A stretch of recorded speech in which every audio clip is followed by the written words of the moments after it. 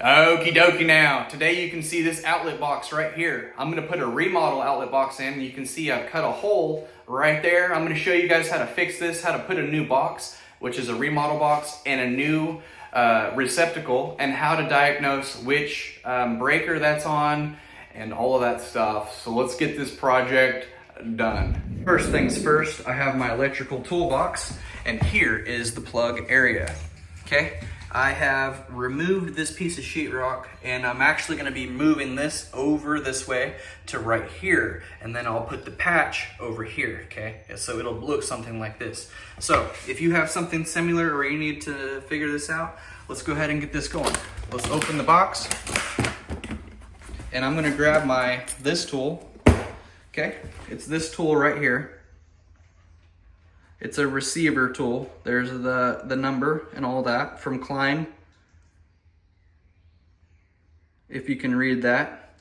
And all I'm going to be doing is taking the back portion of this off. You can see I've removed this from here, and I'm going to plug it in directly in right here. That's all I'm going to be doing. And you can see it'll tell you how it's wired.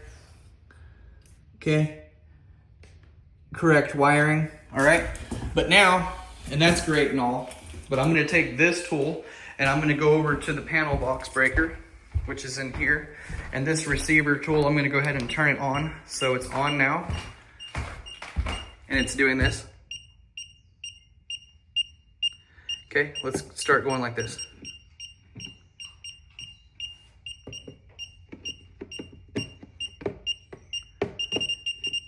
Look.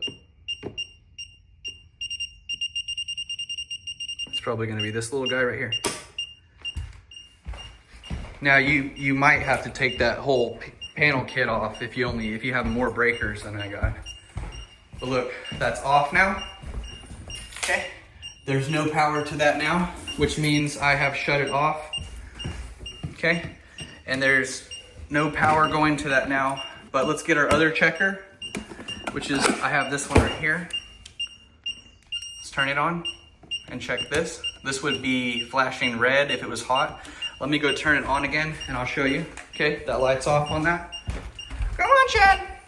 Yeah, he's my helper. I'm gonna get him a vest one day, guys. I'm gonna get him a helper vest. All right, let's turn this on.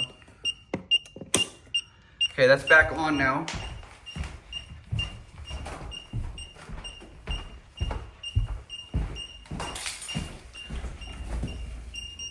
See, that light's back on. And by the way, that's actually an open ground. Wait, I don't know. I'm looking at it sideways. It might be an open ground. The rest of them in the house were open ground. But anyway, it doesn't matter. We're not checking that. That's a whole nother issue in itself. But open ground or not, there's power, okay? And there's power, okay? That's what this tool does. This tool checks this to let me know that there's power. So even if I take this out and this is all you have, it'll check the power to see, oh, that's hot now. And if it wasn't, it'd just be green like this. It wouldn't be doing that. And this light would go off. That's how we're checking. That's how I'm checking which breaker that's on without having to touch anything or do anything. And you can also do this with lights. I'll make a whole separate video.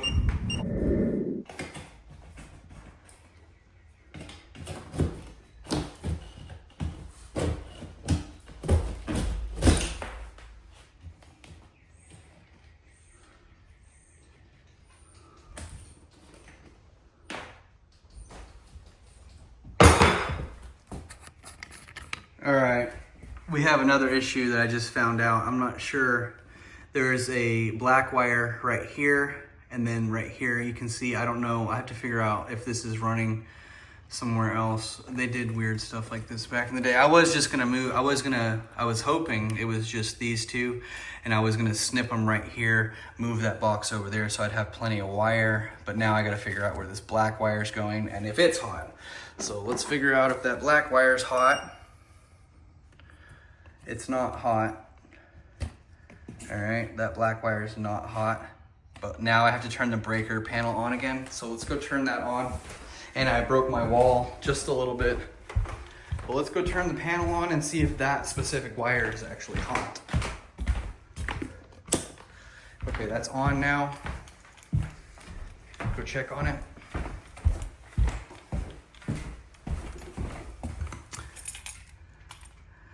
Okay, it's on and this wire is not hot. Wait. See, this one's hot. So this is not hot. But I'm gonna turn the power off. I'm gonna turn the power off again and just see, I'm gonna give that a little tug in the wall and see. I'll bring you guys back and see. We might have to cut that. But if not, if that's going somewhere to something else, we're just getting a false reading down here. See, these are false, but I need to get this turned off because this is not safe, obviously. But I don't think this wire's hot. Anyway, I'll check back with you after I cut that wire, and I'm gonna cut it in a place where I can get to it just in case it is going live to something so I can wire net it back up. But we're gonna get this squared away. It's right there. I found out it goes right there and there's nothing outside that it doesn't. I'm gonna leave it, but it doesn't actually go to anything. I'm actually gonna push it back in there. But I'm gonna push that black wire back in there, but it doesn't go to anything other than through that hole, which goes to the exterior, and exterior has nothing out there. So that's just a void wire nowadays. I don't know. Anyway, like I said, you just leave it there just in case you have to connect back to it. But I'm gonna end up cutting it right here. But before I do cut it, I'm gonna go ahead and go a little bit further. So I'm gonna leave it connected, leave everything connected, and we know where it goes now and everything, but I'm gonna take it a step further. I'm gonna take this outlet out and we'll see if that black wire is connected to to this. So let me do that by taking out this top screw up here, flathead, and the bottom one, which is a flathead. Right here, I'm gonna link these tools in the description below. But here's your Klein screwdriver. It's a reversible flathead and Phillips, and it has the big and the large, okay? So anyway, 4 different things. So I'm gonna show you guys what I do now at this point. Since I'm moving the box over to over this way, we'll have more room. So we're not going shorter, we're going longer. And that other wire, it ended up going to this ground. It's aluminum or whatever, silver. It's not like the others, it's not copper. So, but they put that on the ground and I'm not sure if it actually does go anywhere. There was another hole right here and this one now. So anyway, I can't push it back in the wall now that I've pulled it out. I can't really, it's stuck right where it's at. So it's wedged in, ran somewhere. I'm gonna leave it right where it's at and I'm gonna show you guys what I'm doing. I'm gonna be snipping all of these with my wire snippers right here at the backs, right by the fittings. I don't want to do it one-handed, but you can see I'm going to take these and snip. So I'm going to cut all 3 of these, and this side over here, I'm going to snip it also right there. Now you could take a flathead and loosen those lefty-loosey. Make sure that the power is turned off, like I said, before you go to touching these, or you would very hurt yourself. So lefty-loosey and take those out, or snip them, which is what I'm gonna do. I'll see you guys back here once I have all these, and because this one's not copper, it's aluminum. These other ones are copper, so it'll be easy to tell where to put this one to put it back on the ground. Okay, just like they had done it here. And then they put the white on the silver and the black on the brass, just like we would today. This is an old jacketed wire. This is what they used to look like. These aren't the safest wires in the world, but they're also very functional, apparently. These are from 1940, okay? And they're still working today.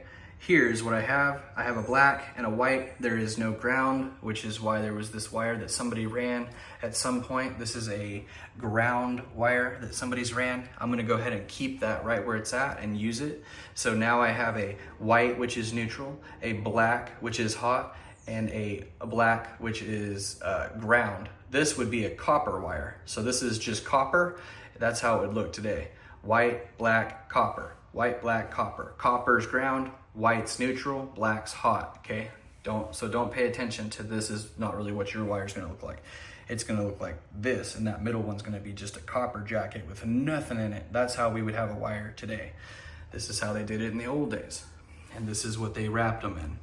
Anyway, now that we've discussed that, we're gonna take some wire strippers, and I'm gonna go ahead and put these on here like this, snap it over that, and you twist it and pull those off, and I'm gonna strip those wires back so that I can connect them to the new receptacle. Here is the remodel kit box that I'm gonna be using, and if you put it in there, what I was saying earlier, it's too big. It's not gonna fit in this little spot. That's as far as it can go, and you can see how far it sticks out of the wall. So how would you ever get that to fit in there? Well, I'm gonna cut it off. I'm gonna cut it off right here with a saw. And cut the box and make it thin, so it'll just be thin enough to have those lips, those flaps, and I'll cut a bigger hole in the sheetrock so that I can fit it this way instead of this way, and we'll have to do a lot of patchwork, but I want this where I want it, okay? I don't want it just sideways in the wall like some weirdo did it like this.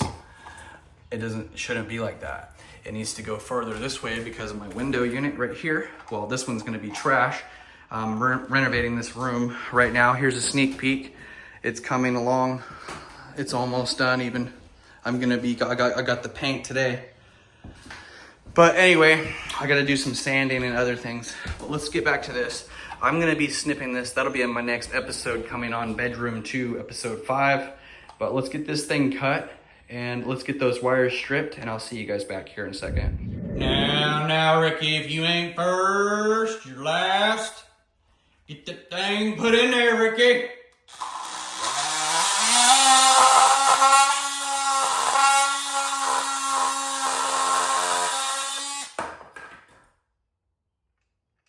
Yes, Papa. So this is what I have. Okay, you can see these flaps. Once you tighten this screw, this top flap lifts up, and once you tighten this bottom screw, that lip goes out this way. So now you'll have these little wings that stick behind the sheetrock, okay? So I've cut a hole for this to fit in there. Those will go in there, but once you tighten it, the wings come and they clamp on behind that sheetrock. So it looks like that inside the wall. And the bottom one will look downwards like this. So those two things is what holds it in place. But first, let's get them in the wall. So we're gonna be putting it in the hole that I made, just like this, where it goes in the wall, okay? Now, and I moved the sheetrock out, not the sheetrock, the insulation out of the way, and you can see it's in a place where this wire is long enough to fit in there, and these wires are long enough to fit in there, and I'm gonna make a service loop as well. I'll show you how I bring all of this out once I tighten these screws and that's tight in the wall there. So here's what I have now. A new receptacle, okay? And this one, you can wrap them around the screws, or you can stick them in those easy slots right there, okay? Just make sure it's open like that, right there. Stick your wire in, and then when you tighten it down, and it clamps down over your wire, or you can wrap it around there as the originals did, okay? The ones that I cut off here. You can see they are still wrapped around, and I just snipped the wires off, okay? Anyway, so there's that. There's the two options for this, and it's a tamper resistant. That's a child safety tamper resistant one. And I'll put the ground here. The black wire I'll put on the brass, and the white wire we'll put on the silver. Okay, and here's what it looks like. Here's that ground wire coming out from up here, and I've taped it together with these around that cloth so there's nothing exposed right here. And then I've wrapped cloth right here so it doesn't get cut on that area, and I've got some extra tape out and around right there, you can see. And then here they are. I've stripped them back. The white, stripped back the black, and this is stripped back here for the ground. Remember, this one is supposed to be copper colored, so don't pay attention to the color. It should just be a bare copper wire, but this one is the ground. I'm gonna wrap this one here, the ground, in yellow tape, and I'll see you guys here back shortly. Now you can see that yellow tape right there, and it is coming together. I've used the easy connect method and put it in to the right, the white to the white, well, white to silver. I say white to white, black to brass, B, black to brass. And the ground is now this one wrapped around the ground screw, and you want it wrapped around this way. So when you righty-tighty, it wraps it down. Now, just as long as it's super tight, that's all that matters, but wrap it around this way, okay? Not this way. You wanna wrap it around like that, and then cinch it down tight, just like I've done here, if you can see it. I know that's kind of a bad example, guys, because it's aluminum, it's not copper, but wrap it around this way.